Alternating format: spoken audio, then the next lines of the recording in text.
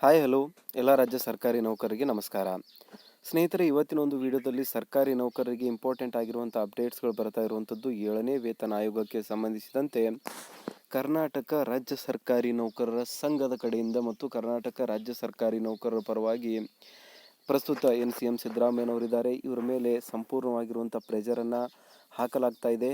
And 7ನೇ ವೇತನ ಆಯೋಗವನ್ನು ಇವಾಗ ಚುನಾವಣೆಗಳ ಪರ್ವ ಮುಕ್ತಾಯವಾಗಿದ್ದು 7ನೇ ವೇತನ ಆಯೋಗವನ್ನು ತಕ್ಷಣದಿಂದಲೇ ಜಾರಿ ಮಾಡಬೇಕು ಅಂತ ನೌಕರರ ಬೇಡಿಕೆ ಇದೆ. ಆದರೆ ಇದರಲ್ಲಿ ಕೆಲವೊಂದಿಷ್ಟು ಚಾಲೆಂಜಸ್ಗಳು, ಕೆಲವೊಂದಿಷ್ಟು ಬಿಕ್ಕಟ್ಟುಗಳು ಕೂಡ ಬರ್ತಾ ಇರುವಂಥದ್ದು. ಜೂನ್ 4ರಂದು ಮತ ಎಣಿಕೆಗಳನ್ನು ಮಾಡಲಾಗ್ತಾ ಇದೆ. ಹಾಗಾದರೆ ಜೂನ್ 4ರವರೆಗೂ ಸರ್ಕಾರಿ ನೌಕರರು ಕಾಯಬೇಕಾ? ಅಲ್ಲಿವರೆಗೂ ಯಾವುದೇ ರೀತಿಯಾದಂತಹ ಒಂದು ಪ್ರಕ್ರಿಯೆಗಳು ನಡೆಯೋದಿಲ್ವಾ? ಏನಕ್ಕಂದರೆ ಇನ್ನೂ ಕೂಡ ಸರ್ಕಾರದ ಹಣಕಾಸು ಇಲಾಖೆಯ ಕಡೆಯಿಂದ 7ನೇ ವೇತನ ಆಯೋಗದ ವರದಿಯನ್ನು ಪರಿಶೀಲನೆ ಮಾಡಿಕೊಳ್ಳಬೇಕಾಗಿರುವಂಥದ್ದು ಬಾಕಿ ಇದೆ. ಏನಕ್ಕಂದರೆ ಇನ್ನೂ ಅಫಿಷಿಯಲ್ ಆಗಿರುವಂಥ ಆರ್ಡರ್ ಹೊರಡಿಸೋದಕ್ಕೆ ಟೈಮ್ ಬೇಕಾಗಿದೆ. ಅದಕ್ಕಿಂತ ಮುಂಚೆ 7ನೇ ವೇತನ ಸಮಿತಿ ಸುಧಾಕರ್ ರಾವ್ ಅವರ ಅಧ್ಯಕ್ಷತೆಯಲ್ಲಿ ವೇತನ ವರದಿಯನ್ನು 27.5% ಫಿಟ್ಮೆಂಟ್ ಮತ್ತು DAನ ಮೆರ್ಜ್ ಮಾಡಬೇಕು ಅಂತ ಪ್ರಪೋಸ್ ಮಾಡಿದ್ದಾರೆ. ಆ ಒಂದು ವರದಿಯನ್ನು ಮೊಟ್ಟ ಮೊದಲನೇದಾಗಿ ಹಣಕಾಸು ಇಲಾಖೆಯ ಪರಿಶೀಲನೆಗೆ ಕಳುಹಿಸಲಾಗುವುದು ಅನ್ನೋ ಒಂದು ಮಾತನ್ನು ಈ ಒಂದು ಚುನಾವಣಾ ನೀತಿ ಸಂಹಿತೆ ಜಾರಿಯಾಗೋಕ್ಕಿಂತ ಮುಂಚೆನೇ CM ಸಿದ್ದರಾಮಯ್ಯನವರು ತಮ್ಮ ಅಫಿಷಿಯಲ್ ಆಗಿರುವಂಥ ಸ್ಟೇಟ್ಮೆಂಟಲ್ಲಿ ಹೇಳಿದರು. ಬಟ್ ಇಲ್ಲಿವರೆಗೂ ಕೂಡ ಒಂದು ಸೂತ್ರಗಳ ಪ್ರಕಾರ ಹಣಕಾಸು ಇಲಾಖೆಗೆ ಆ ಒಂದು ವರದಿಯನ್ನು ನೀಡಲಾಗಿಲ್ಲ. ಇನ್ನೂ ಕೂಡ ವರದಿ ಪರಿಶೀಲನೆ ಆಗಿಲ್ಲ. ಮುಂದಿನ ದಿನಗಳಲ್ಲಿ ಅದಕ್ಕಾಗಿಯೂ ಕೂಡ ಸರ್ಕಾರ ಸಮಯಾವಕಾಶ ತೆಗೆದುಕೊಳ್ಳಬಹುದು. ಸೊ ಆಲ್ರೆಡಿ ನಮ್ಗೆ ಗೊತ್ತಿರುವಂಥದ್ದು 2.5-3 ವರ್ಷಗಳು ಡಿಲೇ ಆಗಿದೆ. ಮತ್ತೆ ಕೂಡ ಇದೇ ರೀತಿಯಾಗಿ ಡಿಲೇ ಆಗ್ಬೋದು ಅನ್ನೋ ಒಂದು ಸರ್ಕಾರಿ ನೌಕರ ಆತಂಕ. ಹಾಗಾಗಿ ರಾಜ್ಯ ಸರ್ಕಾರಿ ನೌಕರರಿಗೆ ಇವಾಗ ಚುನಾವಣೆಗಳು ಮುಗಿದಿರೋದ್ರಿಂದ 7ನೇ ವೇತನ ಆಯೋಗದ ಒಂದು ಕಾರ್ಯಕಲಾಪಗಳು ಏನಿದೆ, ಮುಂದಿನ ಒಂದು ಪ್ರೊಸೀಜರ್ಸ್ ಏನಿದೆ, ಫಾರ್ ಎಕ್ಸಾಂಪಲ್ ಹಣಕಾಸು ಇಲಾಖೆಗೆ ಈ ಒಂದು ವರದಿಯನ್ನು ನೀಡಿ ಅಲ್ಲಿಂದ ಕ್ಲಿಯರೆನ್ಸನ್ನು ಪಡೆಯುವಂಥದ್ದಾಗಿರ್ಬೋದು, ಅಲ್ಲಿಂದ ಮುಂದೆ ಫಿಟ್ಮೆಂಟ್ನ ಬಗ್ಗೆ ಒಂದು ಫೈನಲ್ ಕನ್ಕ್ಲೂಷನ್ನ ಹೊರಡಿಸಿ ಇಷ್ಟು % ಫಿಟ್ಮೆಂಟನ್ನು ನಾವು ನೌಕರಿಗೆ ನೀಡ್ತೇವೆ, ಇದಕ್ಕೆ ಇಷ್ಟು ಖರ್ಚಾಗುತ್ತೆ, ಇದಕ್ಕೆ ಅಫಿಷಿಯಲ್ ಆಗಿರುವಂಥ ಆರ್ಡ್ರನ್ನು ನಾವು ಈ ಒಂದು ದಿನಾಂಕದಿಂದ ರಿಲೀಸ್ ಮಾಡ್ತೀವಿ ಅನ್ನೋ ಒಂದು ಮಾತುಗಳಾಗಲಿ. ಸೊ ಒಂದು ಅಫಿಷಿಯಲ್ ಆಗಿರುವಂಥ ಕನ್ಫರ್ಮೇಷನ್ ಸರ್ಕಾರ ನೀಡಬೇಕು ಅನ್ನೋದ್ರ ಬಗ್ಗೆ ಎಲ್ಲ ಸರ್ಕಾರಿ ನೌಕರರು ಇಲ್ಲಿ ವೇಟ್ ಮಾಡ್ತಾ ಇದ್ದಾರೆ. ಸೊ ಆ ಒಂದು ನಿಟ್ಟಿನಲ್ಲಿ ನಾವು ಇವಾಗ ನೋಡೋದಾದರೆ ರಾಜ್ಯದಲ್ಲಿ 7ನೇ ವೇತನ ಆಯೋಗದ ವರದಿ ಜಾರಿ ಇಕ್ಕಟ್ಟಿನಲ್ಲಿ ಸರ್ಕಾರ ಅಂತ ಹೇಳಲಾಗ್ತಾ ಇದೆ. ಸೊ ಏನು ನಡೀತಾ ಇದೆ ಅಂತ ಇಲ್ಲಿ ನೋಡೋದಾದರೆ ರಾಜ್ಯದ ಅಂದಾಜು 5 ಲಕ್ಷಕ್ಕೂ ಅಧಿಕ ಸರ್ಕಾರಿ ನೌಕರರು ಹಾಗೂ ನಿವೃತ್ತರು 7ನೇ ವೇತನ ಆಯೋಗದ ಜಾರಿಗಾಗಿ ಚಾತಕ ಪಕ್ಷಿಯಂತೆ ಇಲ್ಲಿ ಕಾದು ಕುಳಿತಿದ್ದಾರೆ. ರಾಜ್ಯದ ಲೋಕಸಭಾ ಚುನಾವಣೆಯ ಮಾದರಿ ನೀತಿ ಸಂಹಿತೆ ಜಾರಿಯಲ್ಲಿರುವ ಕಾರಣ ಸರ್ಕಾರ ವೇತನ ಆಯೋಗದ ಜಾರಿಗೆ ಮುಂದಾಗುವುದು ಅಸಾಧ್ಯ ಅಂತ ಹೇಳಲಾಗ್ತಾ ಇದೆ. ಜೂನ್ 4ರ ನಂತರ ಮತ ಎಣಿಕೆ ಅಂತ್ಯಗೊಂಡ ನಂತರ ನೀತಿ ಸಂಹಿತೆ ಅಂತ್ಯಗೊಳ್ಳಲಿದ್ದು, ಈ ವೇಳೆಗಾಗಲೇ ರಾಜ್ಯದಲ್ಲಿ ವಿಧಾನ ಪರಿಷತ್ ಚುನಾವಣಾ ನೀತಿ ಸಂಹಿತೆ ಜಾರಿಯಲ್ಲಿದ್ದು ಇದು ಕೂಡ ಜೂನ್ 12ರವರೆಗೆ ಇರುತ್ತದೆ. ಹೀಗಾಗಿ ಜೂನ್ 4ರವರೆಗೂ ಇದು ಲೋಕಸಭೆ ಎಲೆಕ್ಷನ್ಸು, ಮತ್ತು ಇದಾದಮೇಲೆ ರಾಜ್ಯ ವಿಧಾನ ಪರಿಷತ್ ಚುನಾವಣೆಯ ನೀತಿ ಸಂಹಿತೆ ಜೂನ್ 12ರವರೆಗೆ. ಇದೇ ರೀತಿ ನಾವು ನೋಡ್ತಾ ಹೋದರೆ ಎಲೆಕ್ಷನ್ಸ್ಗಳು ಇದ್ದೇ ಇರುತ್ತೆ. ಆ್ಯಂಡ್ ಅದಾದಮೇಲೆ 7ನೇ ವೇತನ ಆಯೋಗ ಇದೇ ರೀತಿಯಾಗಿ ಡಿಲೇ ಆಗ್ತಾನೆ ಇರುತ್ತೆ.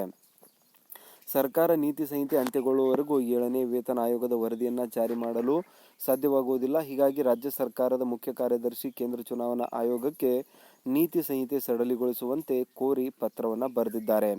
ಸೊ ನೋಡಿ, ರಾಜ್ಯ ಸರ್ಕಾರದ ಮುಖ್ಯ ಕಾರ್ಯದರ್ಶಿ ಕೇಂದ್ರ ಚುನಾವಣಾ ಆಯೋಗಕ್ಕೆ ನೀತಿ ಸಂಹಿತೆಯಲ್ಲಿ ಸಡಿಲಿಕೆಯನ್ನು ನೀಡಬೇಕು ಅಂತ ಒಂದು ಪತ್ರವನ್ನು ಕೂಡ ಈಗಾಗಲೇ ಬರೆದಿದ್ದಾರೆ ಅಂತ ಹೇಳಲಾಗ್ತಾ ಇದೆ. ಸೊ 12,000 ಕೋಟಿ ರೂಪಾಯಿ ಹೊರೆ ಇದರಿಂದ ಆಗ್ತಾ ಇದೆ ಅಂತ ಹೇಳ್ತಿದ್ದಾರೆ.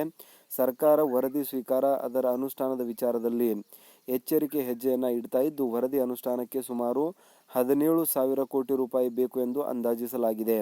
ಈಗಾಗಲೇ ಗ್ಯಾರಂಟಿಗಳಿಗೆ ಹಣ ಹೊಂದಿಸುತ್ತಿರುವ ಸರ್ಕಾರ ವರದಿ ಅನುಷ್ಠಾನದ ವಿಚಾರದಲ್ಲಿ ಕೊಂಚ ನಿಧಾನಗತಿಯಲ್ಲಿ ಹೆಜ್ಜೆಯನ್ನು ಇಡ್ತಾ ಇರುವಂಥದ್ದು ಎಂದು ಸರ್ಕಾರಿ ನೌಕರರು ಇಲ್ಲಿ ಆರೋಪವನ್ನು ಮಾಡ್ತಾ ಇದ್ದಾರೆ. ಅದೆಲ್ಲೊಂದು ಕಡೆ ಕರೆ ನಿಜವಾಗ್ಲೂ ಕೂಡ.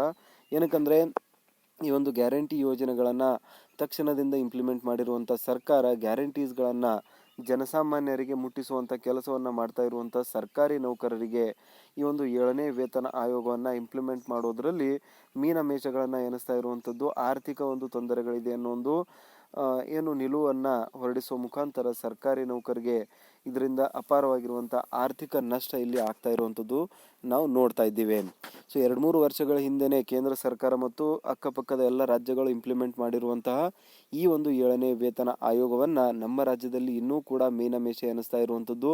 ಇನ್ನೂ ಕೂಡ ಅದಕ್ಕೆ ಒಂದು ಡೇಟ್ಸ್ಗಳನ್ನು ಫಿಕ್ಸ್ ಮಾಡ್ತಾ ಇಲ್ಲ ಅಂತ ಸರ್ಕಾರಿ ನೌಕರರು ತಮ್ಮ ಅಳಿಲನ್ನು ತೋಡಿಕೊಂಡಿದ್ದಾರೆ. ಸೊ 4,000 ನೌಕರರು ನಿವೃತ್ತರಾಗ್ತಾ ಇದ್ದಾರೆ. ಇದೊಂದು ಬಿಗ್ಗೆಸ್ಟ್ ಪ್ರಾಬ್ಲಮ್ ಇರುವಂಥದ್ದು. ಏನು ಕರೆಂಟ್ಲಿ ಎಲ್ಲ ರಾಜ್ಯ ಸರ್ಕಾರಿ ನೌಕರರು ಆಲ್ಮೋಸ್ಟ್ ತುಂಬಾ ಜನ ಇಲ್ಲಿ ರಿಟೈರ್ಡ್ ಆಗ್ತಾ ಇರುವಂಥದ್ದು. ಸೊ ರಿಟೈರ್ಡ್ ಆಗಿರುವಂಥ ಸರ್ಕಾರಿ ನೌಕರರು ತಮ್ಮ ಒಂದು ಬೇಸಿಕ್ ಪೇನಲ್ಲಿ ಇನ್ಕ್ರಿಮೆಂಟ್ ಆಗದೇನೆ ರಿಟೈರ್ಡ್ ಆಗಿರೋದ್ರಿಂದ ಅವರಿಗೆ ಮುಂದಿನ ದಿನಗಳಲ್ಲಿ ಏನು ಪಿಂಚಣಿ ಸಿಗ್ತಾ ಇದೆ ಅದು ತುಂಬ ಕಡಿಮೆ ಪಿಂಚಣಿ ಸಿಗ್ತಾ ಇರುವಂಥದ್ದು ಕೂಡ ನಾವಿಲ್ಲಿ ನೋಡ್ತಾ ಇದ್ದೀವಿ. ಏಪ್ರಿಲ್ 2024 ಅಂತ್ಯದಲ್ಲಿ ಅಂದಾಜು 4,000ಕ್ಕೂ ಹೆಚ್ಚು ಸರ್ಕಾರಿ ನೌಕರರು ನಿವೃತ್ತರಾಗಿದ್ದಾರೆ. ಇವರು ಕಳೆದ ಫೆಬ್ರವರಿಯಲ್ಲಿ ಸರ್ಕಾರ ಮಂಡಿಸಿರುವ ಬಜೆಟ್ನಲ್ಲಿಯೇ 7ನೇ ವೇತನ ಜಾರಿಯಾಗುತ್ತದೆ ಎಂದು ನಂಬಿದ್ದರು. ಆದರೆ ಅದು ಸಾಧ್ಯವಾಗಲಿಲ್ಲ. ಸರ್ಕಾರ ಗ್ಯಾರಂಟಿ ಯೋಜನೆಗಳಿಗೆ ಹಣ ನೀಡುತ್ತಾ ಇರುವುದರಿಂದ ನೌಕರರ ವೇತನ ಹೆಚ್ಚಳವಾದರೆ ಸರ್ಕಾರದ ಬೊಕ್ಕಸಕ್ಕೆ ಹೊರೆಯಾಗಲಿದೆ ಅಂತ ಹೇಳಲಾಗ್ತಾ ಇದೆ. ಹೀಗಾಗಿ ಸರ್ಕಾರ ವೇತನ ಆಯೋಗ ಜಾರಿಗೆ ವಿಳಂಬ ಮಾಡುತ್ತಿದೆ ಎಂದು ಸರ್ಕಾರಿ ನೌಕರರು ಆರೋಪವನ್ನು ಇಲ್ಲಿ ವ್ಯಕ್ತಪಡಿಸ್ತಾ ಇದ್ದಾರೆ. ಪರಿಶೀಲಿಸಿ ಕ್ರಮವನ್ನು ಕೈಗೊಳ್ಳುತ್ತೇವೆ ಎಂದು ಕೂಡ ಹೇಳಿದರು. ಅಂದರೆ ಸುಧಾಕರ್ ರಾವ್ ಅವರ ನೇತೃತ್ವದಲ್ಲಿ ವೇತನ ಆಯೋಗದ ವರದಿಯನ್ನು ಸಿದ್ಧಪಡಿಸಿ ಸರ್ಕಾರಕ್ಕೆ ಸಲ್ಲಿಕೆ ಮಾಡಲಾಗಿತ್ತು. ನೌಕರರ ಮೂಲ ವೇತನಕ್ಕೆ 27.5% ಹೆಚ್ಚಳ ಮಾಡುವಂತೆ ಶಿಫಾರಸು ಮಾಡಿದೆ. ಆದರೆ ಆರ್ಥಿಕ ಇಲಾಖೆ ಇನ್ನೂ ಕೂಡ ವರದಿಯನ್ನು ಪರಿಶೀಲಿಸಿಲ್ಲ. ಹಣಕಾಸು ಸಚಿವರು ಆಗಿರುವ ಮುಖ್ಯಮಂತ್ರಿ ಸಿದ್ದರಾಮಯ್ಯ ಅವರು ಪರಿಶೀಲಿಸಿ ಕ್ರಮವನ್ನು ಕೈಗೊಳ್ಳಲಾಗುವುದು ಅಂತ ಕೂಡ ಹೇಳಿದ್ದಾರೆ. 2022 ಜುಲೈ 1ರಿಂದಲೇ ಅನುಷ್ಠಾನ ಅಂತ ಇಲ್ಲಿ ಕೂಡ ಹೇಳಲಾಗ್ತಾ ಇದೆ. ವೇತನ ಆಯೋಗ ತನ್ನ ವರದಿಯಲ್ಲಿ ಸರ್ಕಾರಿ ನೌಕರರಿಗೆ 2022 ಜುಲೈ 1ರಿಂದಲೇ 7ನೇ ವೇತನ ಆಯೋಗದ ವರದಿಯನ್ನು ಜಾರಿಗೊಳಿಸಬೇಕು ಎಂದು ತಿಳಿಸಿದೆ. ಸರ್ಕಾರ ವರದಿಯಲ್ಲಿ ಸೂಚಿಸಿರುವಂತೆ ಜಾರಿಗೊಳಿಸಲಿದೆಯೋ ಅಥವಾ ಪ್ರಸ್ತುತ ವರ್ಷದಿಂದ ಜಾರಿಗೊಳಿಸಲಿದೆ ಎಂದು ಕಾದು ನೋಡಬೇಕಾಗಿರುವಂಥ ವಿಷಯವಾಗಿದೆ. ಏನಕಂದರೆ ರಾಜ್ಯ ಸರ್ಕಾರಿ ನೌಕರರಿಗೆ ಇಲ್ಲಿ ಸರ್ಕಾರ ಯಾವ ರೀತಿಯಾದಂಥ ಸ್ಟೆಪ್ಸ್ ತೆಗೆದುಕೊಳ್ಳುತ್ತದೆ ಅನ್ನೋದು ಕೂಡ ಇಲ್ಲಿ ಕ್ಲಿಯರ್ ಆಗ್ತಾ ಇಲ್ಲ. ಜುಲೈ 2022ರಿಂದಲೇ ಈ ಒಂದು 7ನೇ ವೇತನ ಆಯೋಗವನ್ನು ಇಂಪ್ಲಿಮೆಂಟ್ ಮಾಡಬೇಕು ಅಂತ ಸರ್ಕಾರ ಮತ್ತು 7ನೇ ವೇತನ ಆಯೋಗದ ವರದಿಯಲ್ಲಿಯೂ ಕೂಡ ಇರುವಂಥದ್ದು. ಇದು ಈ ರೀತಿ ಇಂಪ್ಲಿಮೆಂಟ್ ಆದರೆ ಸರ್ಕಾರಿ ನೌಕರರ ಒಂದು ಅಕೌಂಟ್ಗೆ ಲಂಸಮ್ ಅಮೌಂಟನ್ನು ₹1,00,000 ಒಂದು ಲಂಸಮ್ ಅಮೌಂಟನ್ನು ನೌಕರರ ಒಂದು ಅಕೌಂಟ್ಗೆ ಟ್ರಾನ್ಸ್ಫರ್ ಮಾಡಲಾಗುವುದು, ಅದು ಕೂಡ ಕ್ಯಾಶ್ ರೂಪದಲ್ಲಿ. ಸೊ ಹಾಗಾಗಿ ಇವಾಗ ಒಟ್ಟಾರೆಯಾಗಿ ನಾವು ಡಿಸ್ಕಸ್ ಮಾಡೋದಾದರೆ ರಾಜ್ಯ ಸರ್ಕಾರಿ ನೌಕರರು 7ನೇ ವೇತನ ಆಯೋಗದ ಇಂಪ್ಲಿಮೆಂಟೇಷನ್ಗಾಗಿ ಇಲ್ಲಿ ವೇಟ್ ಮಾಡ್ತಾ ಇರುವಂಥದ್ದು. ಜೂನ್ 4ರವರೆಗೂ ಒಂದು ಚುನಾವಣಾ ನೀತಿ ಸಂಹಿತೆಯಲ್ಲಿ ಸಡಲಿಕೆ ಸಿಗದೇ ಇರೋದರಿಂದ ಅದಕ್ಕೆ ಕಷ್ಟಗಳಾಗ್ತಾ ಇದೆ. ಇದಕ್ಕೆ ಸಂಬಂಧಿಸಿದಂತೆ ಆಲ್ರೆಡಿ ಮುಖ್ಯ ಕಾರ್ಯದರ್ಶಿಯವರು ಚೀಫ್ ಎಲೆಕ್ಷನ್ ಕಮಿಷನ್ ಇವರಿಗೆ ಒಂದು ಪತ್ರವನ್ನು ಕೂಡ ಬರೆದಿದ್ದಾರೆ. ಚುನಾವಣಾ ನೀತಿ ಸಂಹಿತೆಯಲ್ಲಿ ಸಡಲಿಕೆಯನ್ನು ನೀಡಬೇಕು, ನಾವು ನೌಕರಿಗೆ ಕೊಡಬೇಕಾಗಿರುವಂಥ ಒಂದು ಏನು ವೇತನ ಪರಿಷ್ಕರಣೆಯ ಒಂದು ಯೋಜನೆ ಇದೆ ಅದನ್ನು ಇಂಪ್ಲಿಮೆಂಟ್ ಮಾಡಬೇಕಾಗಿದೆ ಅನ್ನೋ ಒಂದು ಮಾತನ್ನು ಕೂಡ ಇಲ್ಲಿ ಹೇಳ್ತಿದ್ದಾರೆ. ಸೊ ಹಾಗಾಗಿ ರಾಜ್ಯ ಸರ್ಕಾರಿ ನೌಕರರು ತುಂಬಾ ಬೇಗ 7ನೇ ವೇತನ ಆಯೋಗಕ್ಕೆ ಸಂಬಂಧಿಸಿದಂತೆ ಒಂದು ಗುಡ್ ನ್ಯೂಸನ್ನು ಪಡೆಯಲಿದ್ದಾರೆ ಅಂತಲೇ ಹೇಳ್ಬೋದು. ದಯವಿಟ್ಟು ನಿಮ್ಮ ಒಂದು ಅನಿಸಿಕೆಗಳು ಏನಿದೆ ಅಂತ ಕಮೆಂಟಲ್ಲಿ ತಿಳಿಸಿ. ಮಾಹಿತಿ ಒಳ್ಳೆಯದನ್ಸರಿ ಖಂಡಿತವಾಗೂ ಲೈಕ್ ಮಾಡಿ, ಚಾನಲ್ನ ಸಬ್ಸ್ಕ್ರೈಬ್ ಮಾಡ್ಕೊಳ್ಳಿ. ಇದೇ ರೀತಿಯಾದಂಥ ಅಪ್ಡೇಟ್ಸ್ಗಳಿಗಾಗಿ ಮುಂದಿನ ಒಂದು ವೀಡಿಯೋಗಳಲ್ಲಿ ನಾವು ಸಿಗೋಣ.